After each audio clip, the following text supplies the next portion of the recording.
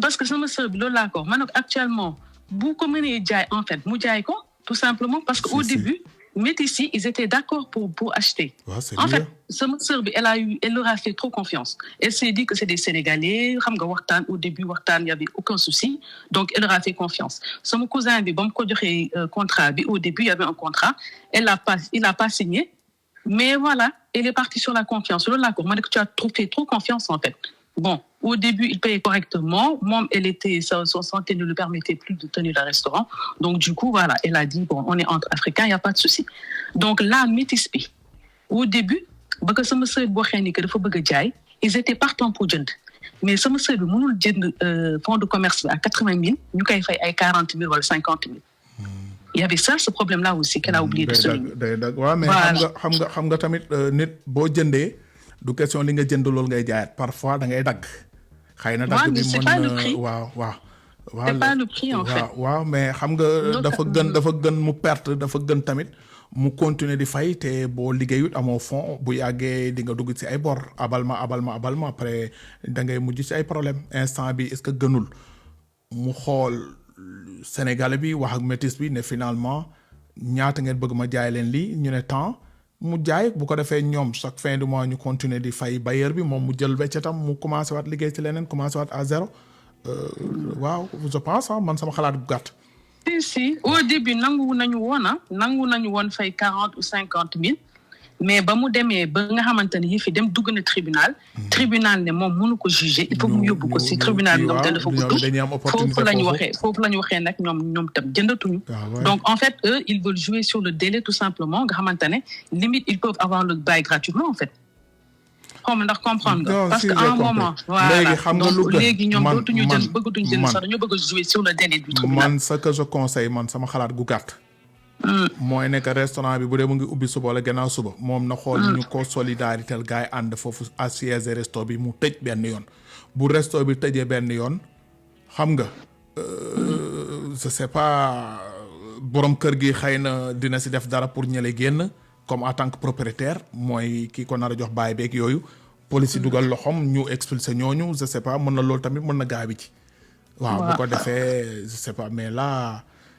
mu ngi loon man sama xalaat gàtt pour man bokkan la fa war a andi rek waaw mais dama xamul est-ce que déclaré woon na yenn impôts yi ak yeneen c'est autre chose tamit xamaguma si lu leer. C'est ça mais aussi. Côté impôt bi en fait foofu c'est obligatoire parce que dès l'instant où moom le bail est à son nom donc obligatoirement elle paye le loyer. Comment on comprendre donc voilà elle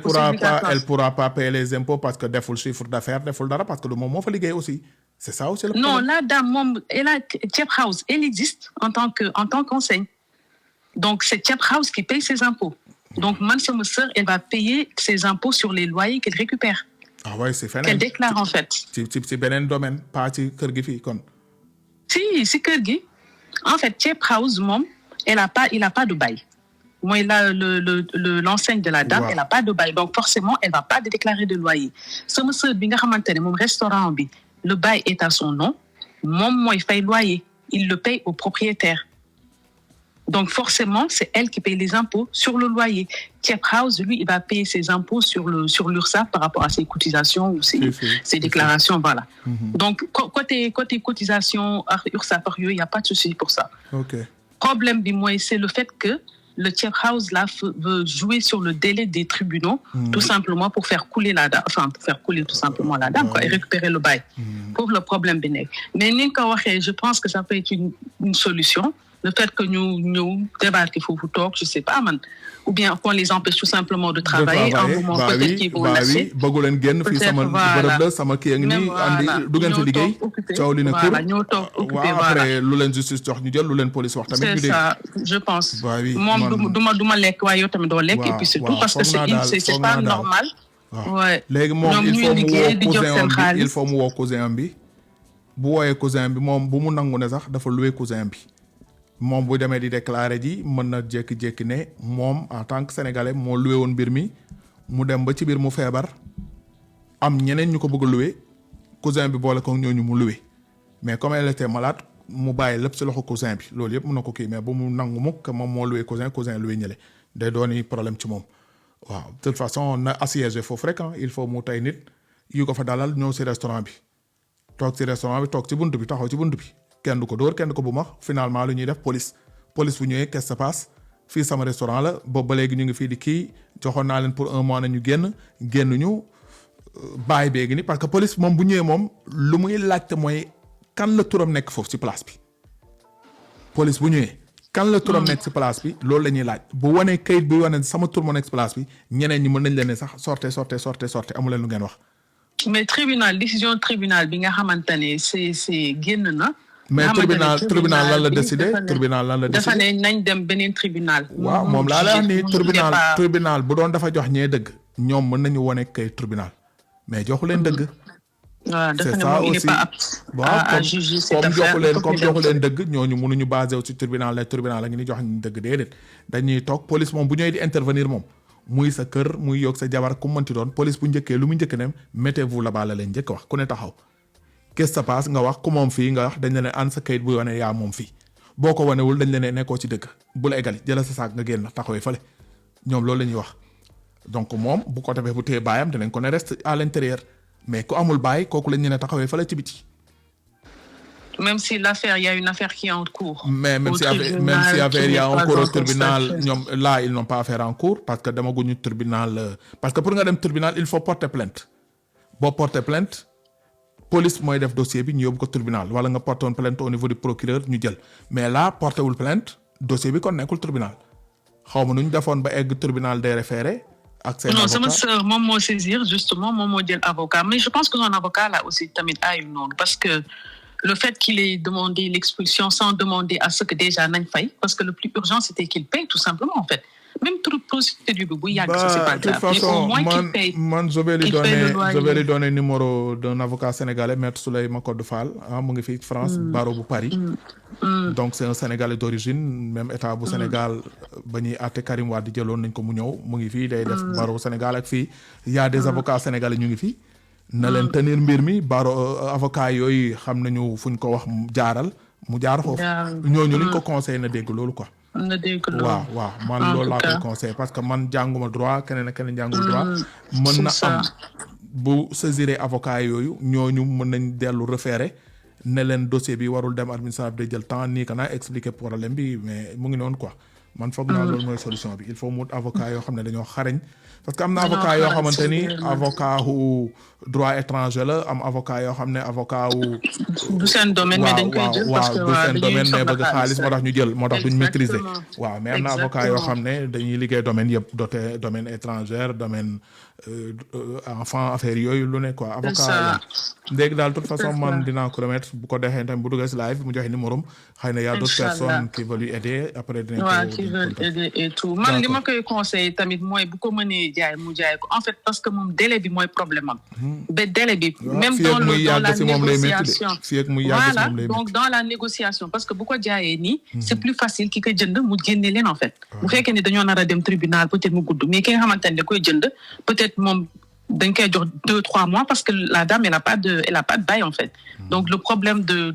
la dame moom amul droit toog foofu parce que amul benn këyit bu lay wane ne war nga toog ci restaurant jàmbur mais virement yi mu ko defaral 3 virements yi mu ko defaral en fait c'est ça mais virement bi est-ce que ça parlait de paiement virement mën nga ko defaral nit entre dañ doon def business comme dafay jaay wor da ngay andi tamit sa kii y a pas de signature qui montre que fin du mois nga ma fay parce que amul contrat amul dara virement veut rien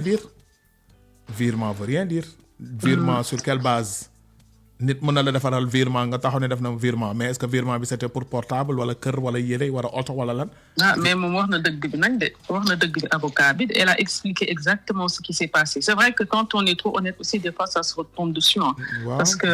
moom laa la wax ni comme nag dem nga ba ci biir gis ñu lay jaay kacapan yow da ngay ñëw ci say diir da ngay ñëwaat ci say diir virement dafay am loo xamante ni mooy mandargal virement bi waaw allo je t'ai écrit message bi enregistré nga ko wala je sais pas parce que je sais pas est-ce que bu ñu amoon contrat que chaque fin du mois lii nga ma war a fay noir sur blanc dinañ xam ne virement weer bu dee nga ko fay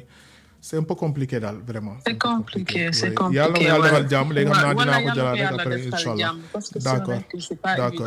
d'accord merci sister jërëjëf donc mu ngi noonu c'est un peu compliqué vraiment c'est compliqué trop même donc là xaaral ma woo ko rek comme ça moom dina expliquer dernière kii wam joxe numéro am donc mu ngi noonu sister waaw léegi dégg nga quelques sénégalais luñ doon wax ne que yooyu mooy waaw dégg nga daal yow léegi lan nga yaakaar lan nga xalaat pour def man li ma monté moo ñëw ci live bi damay xool li ñu may conseil parce que ni ko sama sœur bi waxee problème de délai la en fait délai bi duma ko mën a tenir c'est trop long et la dame peut jouer sur ça en fait parce que léegi nangul négocier en fait nangul dégg dara vu que tribunal bali wax na ne ñoom mënuñu àtte nañ dem au fond te fële day yàgg léegi ba ngeen di dem tribunal bële day référé da ngeen demoon police wala procureur la bind yoon sa avocat wala nu ngeen def non kii par huissier la jaar par huissier la jaar assignation yooyu yëpp procédure bi yëpp normal dem ba kii par huissier la jaar avocat bi nga am avocat sénégalais la wala non tubaab la mais defe naa tamit foorul noonu parce que dafa def erreur am na ñoo xam ne duñu maîtriser domaine yi am na ñoom avocat yoo xam ne dañuy nekk domaine beneen nga jox leen rek ñu bëgg xaalis surtout yaa di tubaab yoo xam ne bëgg xaalis pratiquement plus de 7 000 euros bah oui am na tubaab yoo xam ne moo ko fayoon borom kër gi bor bi du yegg fii am na tubaab ak ay naar yoo xam ne ñu ngi fii loo leen wax ñu ne mën naa la taxaw mais xaalis rek lañ soxla xaalis rek c'est des commerçants léegi daal man li ma yaakaar mooy bu dee yokk sa cousin bi juboo ngeen 100% da ngeen di dem ngeen occuper place bi bu ngeen demee nga ne ko madame tu vas sortir ici aujourd'hui bu ne sortir ma nga ne tu vas pas travailler non dama la fàttee wax femme bi sama cousin bi soi-disant man keroog jour audience bi laa ko gis dafa génne benn contrat soi-disant sama cousin bi moo ko defal et sama cousin bi nee na c'est faux dafa la ko contrat moo tax même nii su ma demee pour occuper ko police mënul tëj local en fait police bu ñu defee bokkaan noonu sur ça si police mën na ñëw ñu fermer ko mais décision justice mooy tëj local mën nañ ko tëj aujourd'hui mais le lendemain dañuy ubbi waat pour jaay moom laa la doon wax léegi yow boo demee nga toog ci restaurant bi police dégg coow moom du la dóor doo ko dóor madame tu vas sortir aujourd'hui je sors pas les clients bu ñu gisoo loolu ñoom seen bopp dañuy génn day am ko woo police vite fait police dina intervenir police bu ñëwee lu muy njëkk soxla mooy kan moom foofu mooy dalay laaj kayit yow bu dee yaay bailleur bi da nga ne ici ça m'appartient c'est pour moi madame ana kayit buy wane nga fii c'est pour toi nga ne mu ngi nii et c'est tout moom buñ ko nee soxna si ana kayit buy wane yaa ngi fii mu génnewee ay contrat mais ki la defaral contrat moomul fii kon moom la ñu ne madame va te mettre là-bas. mais attention il y a une décision de justice aussi hein. mais comme décision de justice bi joxul pour madame occuper place bi aussi. non jox ko du ñoo ne nañ dem tribunal waaw moom laa lay wax nii donc justice bu doon dafa jox papier que madame yow yaa am droit occuper place bi dañ la tooñ bu policiers yi ñëwee day wane ne que la justice m'a donné raison ñu lire ko ne justice a donné raison mais tey bu ngeen créé boucan loolu moom ñëpp xam nañ ko boucan bu amee police bu ñëwee si kër lu muy njëkk def yéen ñaar ñëpp day ne kii taxawal fii mu laajte qu'est-ce qui se passe bu paree ku ne day xool kan moom lieu bi kooku moo am droit nekk ci biir buy génnee keneen ki lay ne va te mettre là-bas bu dëgëree bopp dañ koy embarqué bu ñuy xooli jéggi justice nag ñoom am nañ droit bu ñu ko tëjee le lendemain bu ñu ñëwee dañu ne madame yaa nekk fii ba justice à tëj parce que sa tur moo nekk ci kii bi ci sama xalaat bu gaaw si moo ci nekk si baay bi sa tur moo nekk ci baay bi kee amul dara lu ko war a mën a retenir ci place bi parce que mënoo ñëw place su jàmbur nga bëgg fa ñëw même bu dee yaa ngi doon fay kan nga ko fay ban contrat moo leen lié est-ce que ba ngay recevoir les virements est-ce que y avait un contrat bu la relier yéen ñaar. non mais xam nga rien que les virements apparemment ça vaut comme un contrat tactile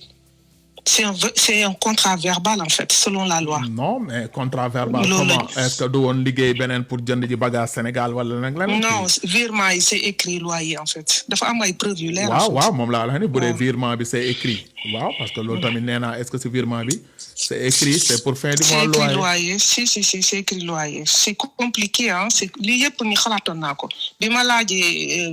que avocat yi pour xool def ni dañ ma naan naa def attention mën na se retourner contre moi en fait mën nañ ma porter plainte ñëw ne dama def ni truc à l'ordre public tu vois lii yëpp xalaatoon naa ko parce que man j'ai des cousins yoo xamante ne voilà xale siiti lañu mais bon nee nañ ma ça peut se retourner contre moi. non benn côté moom bul dóor bul yàppale nañu dóor parce que sinon moom côté waaw léegi ce que je vais faire léegi da ngay joxe sa numéro si ça t'arrange xëy na am na ñoo xam ne ñu ngi fii duñ bëgg a intervenir ñuy dégg seen baat mais yow boo fi bàyyi seen numéro nga wax ko dina am nit ku la woo comme kii woote woon sànq Italie dafa ne nañ koo suuf man xaw ma ko mais rek prudence donc pour ñi lay woo naan way dinaa la booleeg diw jox ko 2000 euros jox ko 3000 euros wala am na ñoo xam ne sax dañuy dem ba ne la man sëriñ laa boo ma kiiwee dama koy liggéey suba mu génn place bi lu nekk di nga ko dégg moom si dëgg la lu ne di nga ko dégg parce que li nga gis léegi am na la demal paa bi nekk Casamance bu la defalee dara nga suy moom ci boppam mooy jël ay bagage am génn ku ne day jéem a ñëw yooyu boo gëmee loolu rek da ngeen ne booboo gën a gaaw jox leen ma boobu pour bu suyee garab bi bu mu fa fanaan suba bu mu fa yendu suba fekk salaamaaleykum duñ ko def ça moom il faut dañ ko def si ma frère def président def ci waaw donc si ça dérange pas tu peux donner ton numéro ku ko defee gars yi woo la ci suuf man dinaa la jox la ko nii bon ban numéro mooy bi ngay woote nii waaw bi may wootee la waaw bu la neexee si tu me permets mën naa ko wax en haut ça si wax ko bien sûr ok donc numéro bi c'est le 06 27 87 64 39 06 27 87 64 39 bu dee yaa ngi beneen dëkk da nga def plus 33 donc fii yéen ñi nekk France c'est le 06 27 87 64 39 pour yéen ñi nekk France 06 27 87 64 39 06 27 87 64 39 pour yéen ñi nekk France bu dee yaa ngi beneen dëkk da ngay def plus 33 bi mooy indicatif bi donc ku ko woo di nga ko jot bu dee mën nga ko si dimbal leneen de toute façon man it dinaa la jox numéro avocat maître Souleymane Codé Fall peut-être xam nga ko. waaw mu ngi fii ci barreau bu Paris. léegi yow après demain boo ko message ne Kaliphone moo ñu boole. ah bàyyil ko message rek demain c'est la tabaski mais bàyyil ko message mun na ko lire mu revenir la nga expliquer ko problème bi. moom dina la si wax dara après wala mu ne la moom mun na porte sa dossier. même bu dee day delluwaat référé bind. ainsi de suite parce que ku nekk ak sa domaine quoi mën na ko maîtriser. ku nekk ak sa domaine loolu mooy problème bi am na ñoo xam ne duñu seen domaine dañuy bind juum ci bind bi après tubaab fii boo juumee rek ci bind benn. duñ ci kii loolu moom mooy loolu quoi. ci seen avocat bi loolu la xam parce que dafa ne comme le fait que dama ne dafay occuper loi sama restaurant bi ni droit ni titre donc loolu du dëgg. parce que y a les virements y a les preuves. yu monté nii sa avocat bale moo juum ci kii bi fii moom côté justice boo juumee rek ci lu ndaw da ngay perte. day tourné waat ci sa kaw. incha allah donc mu ngi noonu donc de toute façon gars yi jël nañ numéro bi ah incha allah xëy na di nga. jërëjëf merci beaucoup yal na la yàlla fay. merci maa ngi lay bindal léegi numéro bi incha allah dinaa la revenir. d'accord incha allah merci sister jërëjëf merci waaleykum salaam jërëjëf. donc mu ngi noonu ah donc ñu déglu li tuuti.